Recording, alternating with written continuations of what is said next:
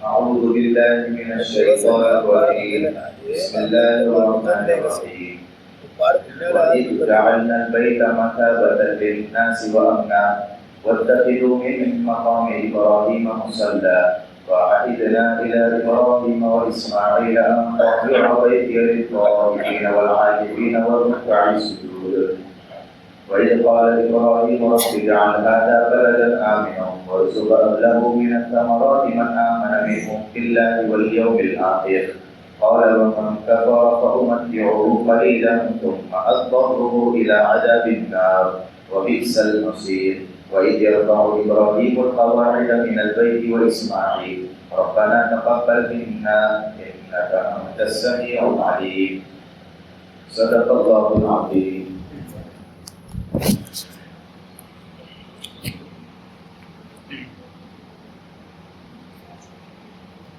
گزشتہ کل یہ چند باتیں آئی تھی آپ کی خدمت میں. حضرت ابراہیم علیہ السلام سارے امتحانات میں جو اللہ کی طرف سے ان کے ساتھ دیے گئے تھے اس میں کامیاب ہوئے. اس کے بعد حضرت اسماعیل علیہ السلام ان کی والدہ ہاجرہ کے ساتھ حرم کے پاس وہاں زمزم کا کنواں پانی بھی نکلا. پھر اس کے بعد قبیلے جرہم کے لوگ وہاں آ کر آباد ہو گئے. یہ علاقے یمن کے رہنے والے تھے. وہاں سے نکل کر پانی کی تلاش میں آئے تو زمزم کے پاس ان کو جگہ ملی, وہاں رہنے لگے اور وہاں یہ آباد ہو گئے. تو اس کے بعد اسماعیل علیہ السلام نے انہی کے وہاں سے ایک لڑکی سے نکاح کر لیا جو بادشاہ کی بیٹی تھی وہاں کے. پھر انہی سے سلسلہ آگے بڑھا. حضرت ابراہیم علیہ السلام نے بعد میں آ کر یہ بھی کہا تھا کہ یہ جو دوسری بیوی سے تمہارا نکاح ہوا ہے اس کو کیا ہے اپنے نکاح میں باقی رکھ, اپنی چوکھٹ کو بدلو مت, اس کو باقی رکھ. چنانچہ انہی کے ساتھ ان کا نکاح ہوا. پھر 12 بچے ہوئے حضرت اسماعیل علیہ السلام, اور ان میں سے 10 بچوں کا تو کتابوں کے اندر زیادہ معلومات نہیں ہے تاریخ میں کہ ان کا کیا ہوا. البتہ 2 بیٹوں کے بارے میں, ایک قیدار اور ایک نابید, ان سے کیا ہے سلسلہ آگے بڑھا اور یہی لوگ عرب کے اندر کیا ہے رہنے لگے. اسماعیل علیہ السلام کی اولاد اور قبیلے جرہم کے لوگ یہ عرب کے اندر رہنے آئے. مکہ میں یہی لوگوں کی آبادی تھی. پھر کچھ دنوں کے بعد قبیلہ جرہم جو ادھر تھا, خزرج کا قبیلہ ایک وہاں آیا. انہوں نے دیکھا کہ عرب کے اندر بہت سارے قبیلے, اور چونکہ قبیلے جرہم والوں نے مکہ کے اندر بے احتیاطیاں شروع کر دی تھی, گندگیاں پھیلانا. جو حج کرنے لوگ آتے تھے ان کو بھی تکلیف پہنچاتے تھے. یہ اسماعیل علیہ السلام کے جو سسرال کے لوگ تھے قبیلے جرہم کے, انہوں نے حرم کے اندر لوگوں کو پریشان کرنا شروع کر دیا.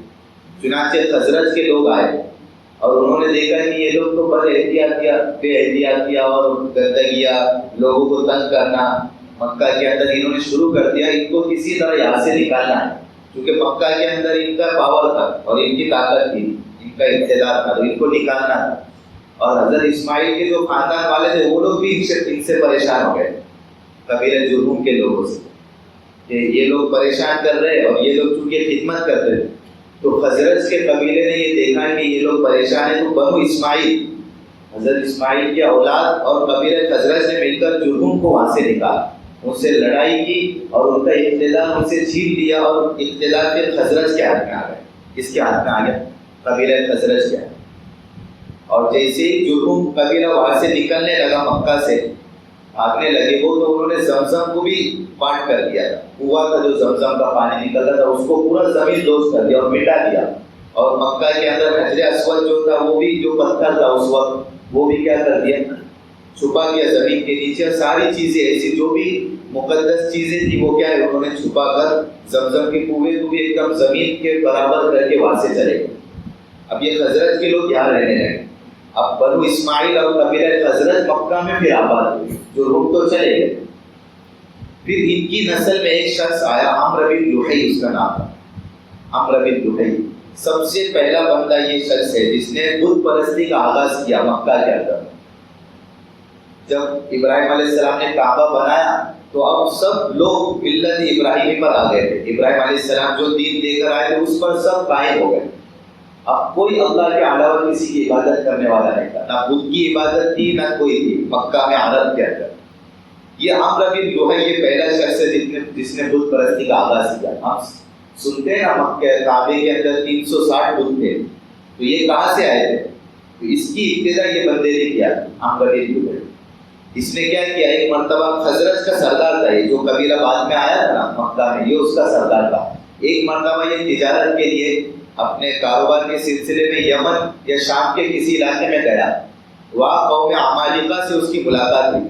اس نے دیکھا ادھر عمرو نے کہ یہ لوگ کسی بت کی عبادت کر رہے ہیں، تو اس سے پوچھا کہ یہ کیا چیز کی تم عبادت کر رہے ہو؟ تو وہ کہنے لگے کہ ہم تو اللہ ہی کی عبادت کرتے ہیں، اللہ کو ہم پوچھتے ہیں، اسی کی عبادت کرتے ہیں، اسی کو معبود جانتے ہیں، لیکن وہ ابھی چونکہ اللہ تعالیٰ آسمانوں میں ہے، ان کو تکلیف کے بجائے ہم نے ایک بت بنا لیا ہے تاکہ ہم جو بھی اپنی ضرورت ہے ان سے چاہیے کہ یہ اپنے باتوں کو اللہ کے پاس پہنچا دے، ہم تو اللہ ہی کو مانتے۔ اس نے کہا تو اس کو بہت اچھی لگی ان کی بات عمرو کو کہ بہت اچھا ہے، ہم بھی تو اللہ کی عبادت کرتے لیکن ہمارے سامنے کوئی ایک بت رہے گا جس کی طرف مرکز توجہ رہتی ہے، کوئی چیز سامنے رہتی ہے تو اس کی طرف دھیان زیادہ جاتا۔ تو اس نے بھی ایک ان سے کہا کہ ہمارے لیے بھی ایک بت بنا کے تو میں اپنے کعبے کے اندر جا کے رکھوں گا، تو ہم جب لوگ وہاں سے گزریں گے تو اس کے سامنے حال پھول جو بھی ہے چڑھاتے جائیں گے۔ چنانچہ بت خرید لیا اس نے وہاں سے عمرو نے، اور وہ لے کر مکہ کے اندر آ گیا۔ چنانچہ سب سے پہلے اس نے بت لے کر آیا، کعبے کے اندر رکھا، اور اس نے اعلان کر دیا کہ یہ بت یہ یاد رہے گا، جو بھی یہاں طواف کرے گا وہ اس کے سامنے تھوڑی دیر کھڑے ہو، اس کو دیکھ کر تعظیم کی نگاہ سے دیکھ کر یہاں سے گزرے۔ تو پھر جتنے قبیلے آباد تھے عرب کے اندر، تو بنو ثقیف کا قبیلہ، خزرج کا قبیلہ، عاص کا جو بھی قبیلہ تھا، ان سب نے اپنا اپنا بت وہاں سے خرید کے لا کے کعبے کے اندر رکھنا شروع کر دیا۔ اور اس نے یہ اعلان بھی لگایا کہ ہر بت جو بھی بنائیں گے اس کے اندر مکے کا پتھر ہونا چاہیے۔ یہ عمرو بن لحی ہے۔ چنانچہ ایسا ہی کیا گیا۔ اس طرح ہر قبیلے والے اپنا بت لاتے تھے، کعبے کے اندر رکھتے جاتے تھے۔ اس طرح 360 بت کیا ہو گئے کعبے کے اندر جمع ہو گئے۔ پھر انہوں نے، میں نے بتایا نا، ایک پیڑھی تو سمجھتی تھی کہ یہ بت ہے، یہ کچھ کرتے نہیں، لیکن دوسری کچھ صدیوں بعد لوگ اس انہی کی عبادت میں لگ گئے۔ چنانچہ پھر لوگ انہی کی عبادت میں، انہی کی پوجا کرنے میں کیا ہو گئے، لگ گئے۔ کوئی کہنے لگا کہ یہ روزی کا بت ہے۔ سب سے پہلا جو بت عمرو نے لایا تھا اس کا نام حبل تھا۔ حبل بہت مشہور نام ہے بت کا۔ لات، عزا، یہ سارے، نائلہ، یہ سارے بتوں کو لوگوں نے وہاں جمع کر دیا۔ تو سب سے پہلا بت پرستی کا آغاز جو کیا یہ عمرو بن لحی نے، یہ انہی کے قبیلے بنو اسماعیل کے لوگوں میں سے آیا تھا۔ یہ تو بت پرستی کا آغاز ہوا، اور انہی کے خاندان میں حضرت اسماعیل کے ایک قصی نام کے شخص تھے۔ یہ سب سے اچھے اور سخاوت اور دل سے بہت اچھے شخص تھے۔ انہوں نے مکہ کے اندر اپنا اقتدار جمایا، اور ان کے دو بیٹے تھے عبداللہ اور عبد مناف، جو آپ صلی اللہ علیہ وسلم کے چوتھے یا پانچویں دادا میں یہ لوگ آتے ہیں۔ قصی، محمد بن عبداللہ بن عبد المطلب بن ہاشم بن عبد مناف بن قصی۔ عبد مناف کے بعد کیا ہے فوراً قصی۔ تو ان کے دو بیٹے تھے قصی، یہ مکہ کے اندر رہتے تھے، ان کا پاور بھی تھا، یہ رہنے لگے۔ تو ان کے دو بیٹے ہوئے عبداللہ اور عبد مناف۔ تو ان کا کام یہ تھا حاجیوں کو پانی پلانا، حاجی آئے تو ان کی خدمت کرنا۔ تو عبد مناف یہ بہت زیادہ چھوٹے لڑکے تھے لیکن خدمت میں بہت آگے تھے۔ تو قصی نے اپنے انتقال کے بعد عبداللہ جو بڑا بیٹا تھا ان کو کیا ہے خلافت دے کر چلے، ان کو بادشاہ دے کر چلے۔ اور یہ عبد مناف، ان کو خلافت نہیں تھی، یہ بادشاہ نہیں تھے، لیکن خدمت بہت زیادہ کرتے تھے، تو لوگوں کی نظر میں ان کی بہت زیادہ عظمت تھی، اہمیت تھی، لوگ ان کا بہت ادب و احترام کرتے تھے۔ جو خدمت کرتا ہے لوگوں کی نظر میں ان کی اہمیت عظمت رہتی ہے، ظاہر سی بات ہے۔ سخی جو رہتا ہے لوگوں پر مال خرچ کرتا ہے، اس کی بھی اہمیت لوگوں کی نظر میں رہتی۔ تو عبداللہ بادشاہ تھے، خلافت ان کے ہاتھ میں تھی، لیکن عبد مناف کا زیادہ مرتبہ تھا لوگوں کی نظر میں، کیونکہ وہ بہت سخی تھے۔ تو ان کو عبد مناف اور عبداللہ کے بیٹوں کے اندر تھوڑی انبن ہو گئی کہ ان کو بادشاہ کیوں ملی، ہم کو ملنا چاہیے تھا۔ تو ان کے آپس میں کیا ہو گئی، اختلاف ہو گئی، اور آپس میں جھگڑے فساد کی وجہ سے سارا مکہ کے اندر کیا ہوئی، تباہ و بربادی شروع ہو گئی۔ اور قصی جب آئے تھے انہوں نے دار الندوہ بنایا تھا، مشورے کی جگہ۔ یہ وہی مشورے کی جگہ ہے جہاں ہر مشورے قریش کیا کرتے تھے۔ آپ صلی اللہ علیہ وسلم کے قتل کے مشورے بھی دارالندوہ کے اندر ہوتے تھے. آپ صلی اللہ علیہ وسلم کو کس طرح تکلیف پہنچانا ہے وہ بھی دارالندوہ میں ہوتے تھے. جب حسین نے یہ مشورے کا روم بنایا تھا وہ تو بڑے اچھے مقاصد کے لیے بنائے تھے کہ یہاں ہم مشورے کیا کریں گے کہ کعبے کے اندر کچھ تبدیلیاں کرنی ہے, بڑھانا ہے, چڑھانا ہے, کم کرنا ہے, اس میں مشورے ہوتے تھے. کوئی جماعت اگر اللہ کے راستے میں جانی ہو یا کوئی تجارت کے لیے قافلہ جانا ہو واپسی پر, تو سب دارالندوہ کے اندر قیام کرتے تھے. تو اچھے مقاصد کے لیے بنایا ہوا تھا. لیکن جب قریش آئے تو انہوں نے اسی کو دارالندوہ کو کیا ہے غلط کام کے لیے استعمال کرنا شروع کیا. تو یہ قصی جو آئے تھے انہوں نے یہ دارالندوہ بنایا تھا. آج بھی موجود ہے, آپ جائیں گے تو آپ کو نظر آئے گا. یہ وہی مدینہ کے اندر دارالندوہ, اس کی علامتیں انہوں نے کچھ بنا رکھی ہے کہ پتہ چلتا ہے کہ یہ وہی مشورے کی جگہ ہے جہاں یہ لوگ مشورہ کرتے ہیں. تو چنانچہ یہ سلسلہ آگے بڑھا اور عبد مناف کے بیٹے ہاشم ان کا نام تھا. یہ آپ صلی اللہ علیہ وسلم کے تیسرے یا چوتھے دادا ہوتے. ہاشم ان کا لقب اس لیے پڑا, یہ جو حاجی آتے تھے ان کو روٹیاں چور کر دیتے تھے, سالن کے اندر روٹیاں چورتے تھے, تو اس لیے ان کا لقب, ان کا نام ہاشم پڑا.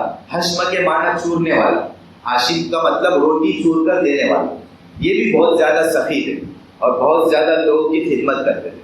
ایک مرتبہ یہ تجارت کے لیے گئے, کسی جگہ پر جا رہے تھے یمن یا شام کی طرف, تو راستے میں ان کو ایک عورت سے رشتہ ان کا طے ہو گیا اور راستے کے اندر ان کا کیا ہو گیا, نکاح ہو گیا. ہاشم کا ایک بنو نجار قبیلے سے اس کا تعلق تھا, وہاں کی ایک عورت سے ان کا نکاح ہو گیا ہاشم کا. چنانچہ ہاشم کا جب نکاح ہوا تو ان سے حمل بھی ٹھہرا, لیکن جب واپسی پر جا رہے تھے مکہ تو ان کا ہاشم کا راستے میں ہی انتقال ہو. غزہ کچھ علاقہ ہے فلسطین کے اندر, سب کو معلوم ہے, وہاں ان کا انتقال ہو گیا, وہی وہ مدفون ہے آج بھی ہاشم. لیکن حمل ٹھہر چکا تھا. ان کی بیوی اپنے میکے میں چلی گئی, مکہ کے اندر چلی گئی, حضرت کے تعلق رکھتی تھی, بنو نجار, وہاں رہنے لگی. پھر ان کا ہاشم کے انتقال کے بعد اس عورت سے بچہ پیدا ہوا جس کا نام شیبہ تھا. جس کا نام کیا تھا؟ شیبہ, جو عبد المطلب کے نام سے مشہور ہے. کس کے نام سے؟ عبد المطلب. سب جانتے ہیں آپ صلی اللہ علیہ وسلم کے دادا ہیں. لیکن جب وہ پیدا ہوئے تھے تو ان کے سر کے اوپر سفید بال تھے, ایک دو بال تھے, اس لیے ان کی ماں نے ان کا نام شیبہ رکھا. شیبہ مطلب بزرگ, جو بڑی عمر والے ہوتے ہیں تو ان کا شیبہ کہتے ہیں. تو بچے کے اوپر سفید بال تھے اس لیے شیبہ رکھا. تو عبد المطلب ان کا اصل نام نہیں تھا, ان کا نام کیا تھا؟ اصل شیبہ تھا. عبد المطلب کیسے پڑا وہ آگے آ رہی بات. چنانچہ مدینہ میں, مکہ کے اندر وہ اپنے عبد المطلب کے ساتھ رہتے تھے. تو ان کے جو چچا تھے یہ عبد مناف کے بھائی, انہوں نے دیکھا کہ ہمارے ہاشم کا لڑکا ہوا ہے, چونکہ یہ نکلے تلاش کرنے کے لیے اپنے بچے کو لانے کے لیے شیبہ. چنانچہ مدینہ میں گئے, مکہ میں گئے, وہاں جا کر بچے کھیل رہے تھے. تو ان کے اندر, عرب کے اندر قیافہ شناسی بہت اچھی تھی. یعنی چہرہ دیکھ کر, ہاتھوں کو دیکھ کر, پیروں کو دیکھ کر یہ سمجھ لیتے تھے کہ یہ کس کی اولاد ہے, یہ کس کے خاندان سے تعلق رکھتے ہیں. قیافہ شناسی, اس کو فیس ریڈنگ کہتے ہیں. فیس ریڈنگ سمجھتے آپ لوگ, چہرہ دیکھ کر پہچان لیتے. عرب کے اندر یہ خاصیت ہے, آج بھی ہے وہ. چنانچہ بہت واقعات آپ کو ملیں گے سیرت میں کہ پیروں کے جو انگلیاں اس کے ناخنوں کو دیکھ کر پہچان لیتے تھے کہ ان کا باپ کون ہوگا. تو چہرے سے پہچان لیے انہوں نے کہ یہ ہاشم کے لڑکے عبد المطلب کو, شیبہ جو بچے تھے, ان کو بلایا, ان سے کہنے لگے کہ ہمارے ساتھ چلو, تم مدینہ میں چلو, ہم تم کو بہت زیادہ مرتبہ دیں گے, تم تو ہاشم کے لڑکے ہو, تمہارے تو ابا کی تو بہت زیادہ عظمت تھی. ماں انکار کرنے لگی کہ میں نہیں بھیجوں گی, لیکن ماں کو بھی جب سمجھایا تو ماں راضی ہو گئی بھیجنے کے لیے. چنانچہ مطلب ان کا نام تھا, عبد مناف کے بھائی کا نام مطلب تھا, اور مطلب کے بھتیجے تھے یہ شیبہ, ان کو لینے کے لیے گئے تھے. تو یہ جب مدینہ میں داخل ہو رہے تھے اپنے بھتیجے شیبہ کو لے کر, تو لوگوں نے دیکھا کہ یہ تو کسی کو لے کر, بچے کو لے کر آ رہے ہیں, شاید انہوں نے غلام خریدا ہے. اس وقت غلام کو عربی میں عبد کہتے تھے, تو لوگ ان کو عبد المطلب کہنے لگتے کہ دیکھو مطلب نے ایک غلام خریدا ہے اور اس کے ہاتھ میں بچہ ہے, اس لیے عبد المطلب ان کا نام وہاں سے پڑ گیا. سمجھ گئے شیبہ کا نام عبد المطلب کیسے پڑا؟ یہ آپ صلی اللہ علیہ وسلم کے دادا تھے. آج بھی دیکھو کوئی نام بچپن میں کسی کا پڑ جاتا ہے تو وہی رہتا ہے. کوئی کالو ہے تو 40-50 سال تک کالو ہی اس کا نام, لالو ہے تو وہی نام اس کا چل رہا ہے, اس کا اصل نام لوگ بھول جاتے ہیں. اس کا جو پرانا نام بچپن میں رکھ دیا گیا ہے, لوگوں نے رکھا ہے, وہی نام سے اس کو لوگ جانتے ہیں. تو عبد المطلب نام پڑ گیا اس وقت سے, تو اب تک کیا ہے وہی نام چل رہا ہے. اصل میں ان کا نام شیبہ. تو عبد المطلب وہی مدینہ کے اندر بڑے ہوئے اور ان کی زندگی آگے چلتی رہی. پھر عبد المطلب کے ہاتھ میں اقتدار آیا مکہ کا، کعبے کا.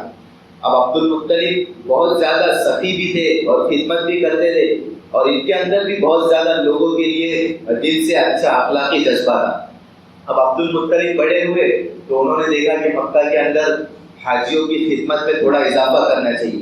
چنانچہ بہت سارے شعبے بن گئے، کوئی پانی پلانے والا، کوئی حاجی آئیں گے تو ان کے رہنے کا انتظام کرنے والا، کوئی زمزم بانٹنے والا، کوئی نشانیاں علامات بتلانے والا، راستے بتلانے والا. ایسے بہت سارے شعبے ان کے زمانے کیا ہو گئے، قائم ہو گئے.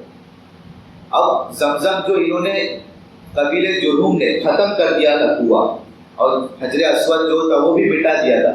عبد المطلب ایک مرتبہ رات میں آرام فرما رہے تھے تو ان کو خواب آیا.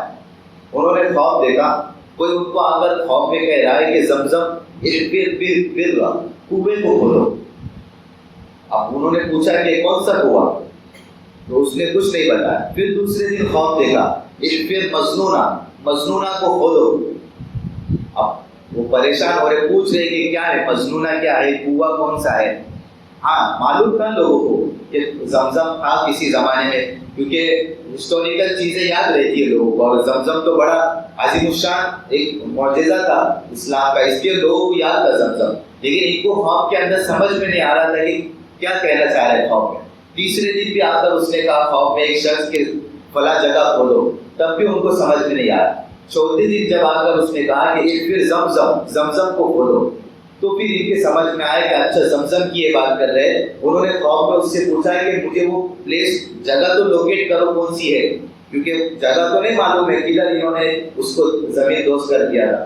تو اس شخص نے پوری زمین بھی ان کو لوکیٹ کرا کے دے دی تھی کہ یہ جگہ پر کیا ہے کنواں ہے، اور اس جگہ پر انہوں نے کیا ہے ساری چیزوں کو دفن کیا ہے. چنانچہ عبد المطلب فوراً خواب سے اٹھے، نیند سے بیدار ہونے کے بعد آ کر لوگوں سے کہنے لگے. قریش کے سامنے انہوں نے مطالبہ رکھا کہ میں نے خواب میں یہ ساری چیزیں دیکھی اور میں کھودنا چاہتا ہوں، تو تمہاری مدد کی ضرورت ہے. قریش نے منع کیا کہ ہم کھودنے کی اجازت نہیں دیں گے. تو انہوں نے ان کی بات کا پرواہ نہیں کی اور کھودنا شروع کر دیا. عبد المطلب نے اپنے بیٹے کو لے کے، حارث ان کا نام تھا، اپنے بیٹے کو لے کے کھودنا شروع کیا. کچھ ہی دنوں کے اندر زمزم وہاں سے کیا ہو گیا، نمودار ہو. تو یہ عبد المطلب انہی کے ہاتھ سے زمزم کا کنواں واپس سے ایجاد ہوا تھا، جو جرہم قبیلے نے کیا کر دیا تھا، مٹا دیا تھا. تو عبد المطلب نے زمزم کا کنواں نکالا، حجر اسود بھی باہر آیا. جتنی چیزیں انہوں نے، تلواریں تھی اور کچھ نشانیاں تھی، کچھ ہتھیار تھے، یہ ساری چیزیں وہاں سے نکال کر پھر سے اس کو کیا کعبے کے اندر رکھ دی. تو یہ عبد المطلب نے کنویں کو ایجاد کیا تھا. اور اس کے بعد انہوں نے ایک منت بھی مانی تھی. منت جو مانی تھی وہ انشاءاللہ اس کا تذکرہ تھوڑا بڑا ہے، اس کو زیادہ وقت چاہیے، وہ آئندہ کر لیں گے انشاءاللہ. لیکن اتنی بات یاد رکھو آج کے درس سے کہ بت پرستی کا آغاز کیسے ہوا. مکہ کے اندر بت پرستی عمرو بن لحی نے لے کر آیا، اور یہودی اور عیسائی بھی مکہ کے اندر آ گئے تھے. تو یہودی اور عیسائی کہاں سے آئے تھے یہ بھی معلوم ہونا چاہیے ہمیں، کہ عرب کے اندر صرف قریش تھے اور بت پرست لوگ تھے، لیکن یہودی یمن اور شام کے علاقے میں رہنے والے تھے. یہ مکہ مدینہ میں ان کا ذرہ برابر بھی نام و نشان نہیں تھا. اور عیسائی بھی عرب کے اندر نہیں رہتے تھے، وہ باہر رہتے تھے. چونکہ اس کے بعد پھر یہودی کسی طریقے سے مکہ کے اندر آئے اور عیسائی بھی عرب کے اندر آ کر کیا ہو گئے، بس گئے. اس کا سلسلہ بھی آگے آیا. اتنی بات یاد رکھو، یہ نسب کا جو سلسلہ ہے یہ بہت اہمیت رکھتا ہے شریعت کے اندر. یہ آپ صلی اللہ علیہ وسلم کے جتنے خاندان ہیں، چاچا، دادا اور عبد المطلب، پھر پورا خاندان کا نسب و نامہ عدنان تک، بلکہ آدم علیہ السلام تک لوگوں نے، علماء نے محفوظ کر رکھا. تو نسب کی اسلام کے اندر بہت زیادہ اہمیت ہے. اس لیے ہر ایک دادا سے لے کر ابا پر دادا سب کا ہسٹری کچھ نہ کچھ آپ کو ملے گی، اور ایک دم آتھینٹک حساب سے آپ کو ملے گی. اسلام کی امتیازی شان ہے کہ نسب کی حفاظت کرتی ہے خاندانوں کی. وہ تو آج ہمارے زمانے میں کوئی نسب کی اہمیت نہیں ہے. ہم نے ہمارے خاندانوں کو اور ہمارے باپ داداؤں کی نسب نامہ محفوظ نہیں کر رکھا ہے. ورنہ آج بھی آپ عرب میں جائیں گے، عرب کے کسی بھی عربی کو شیخ کو پکڑیں گے تو اس کے بعد اس کا نسب نامہ محفوظ رہے گا. یہاں سے لے کر اس کا نسب کدھر صحابی تک جڑتا ہے، پھر آگے کہاں تک جاتا ہے، اس کے بعد ان سب کے پاس، عرب کے پاس آج بھی محفوظ ہے.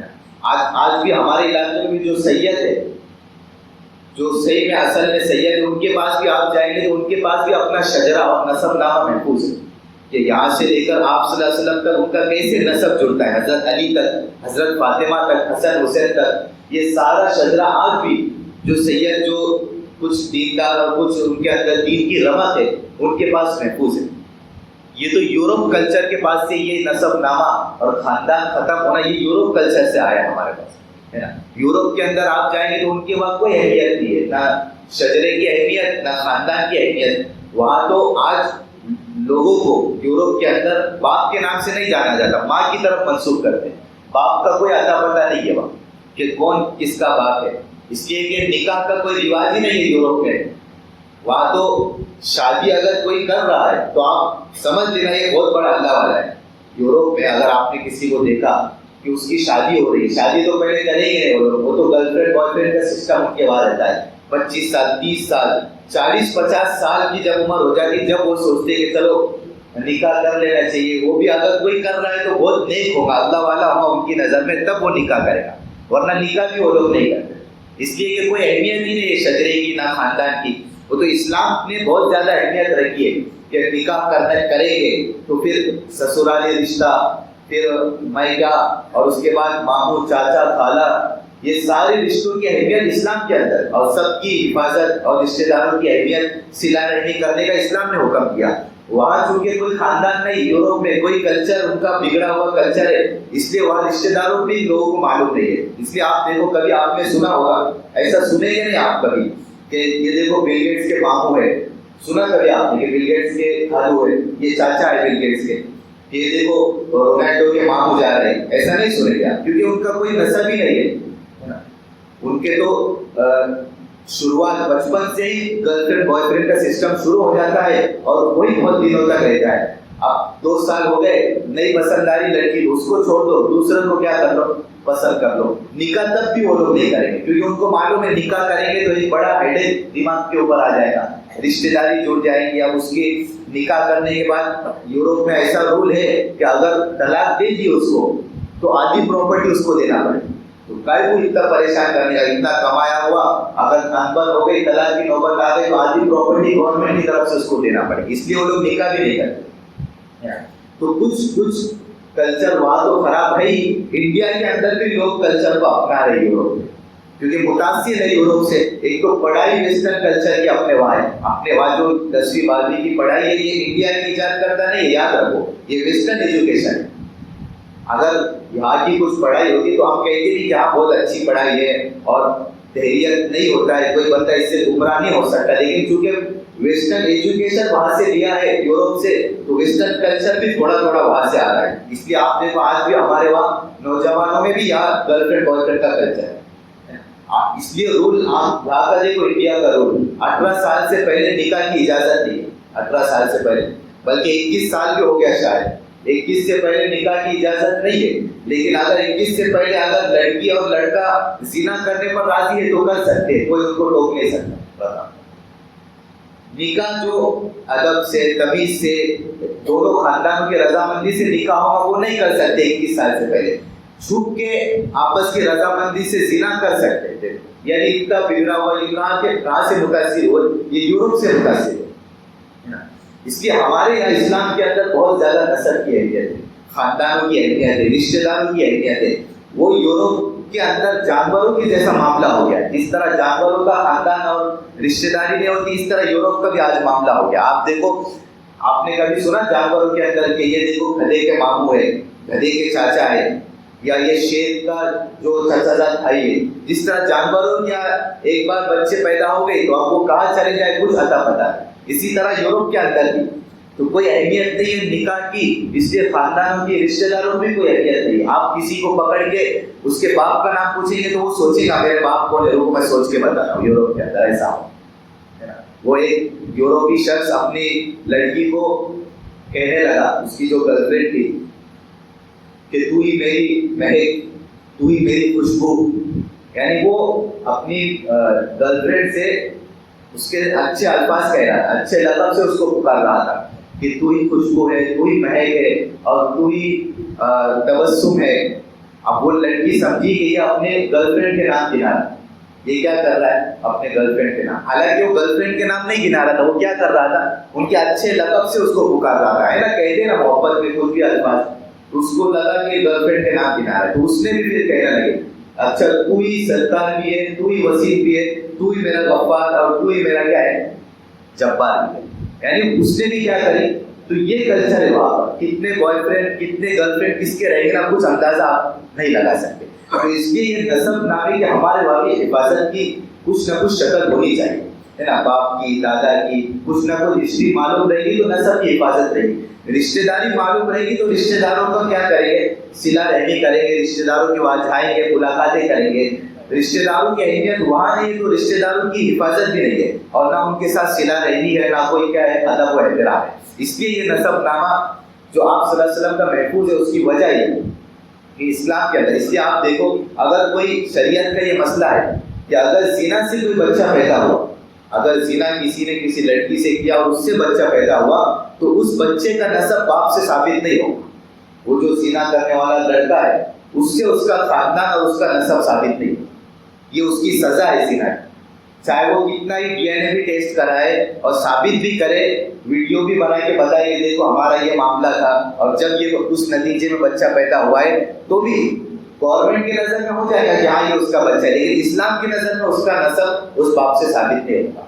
اور اس کے نسبت اگر نکاح ہو گیا اور نکاح کے نتیجے میں اولاد ہوئی تو شریعت فوراً اس کا باپ اس سے جوڑ دے گی. یہ اسلام کے اندر نسب کی حفاظت تو بہت زیادہ اہمیت کی چیز ہے، اس کو ہمیں ملحوظ رکھنا چاہیے اور اس کی حفاظت کی نگرانی کرنا چاہیے. تو یہ چند باتیں تھی آج کے اس سلسلے میں.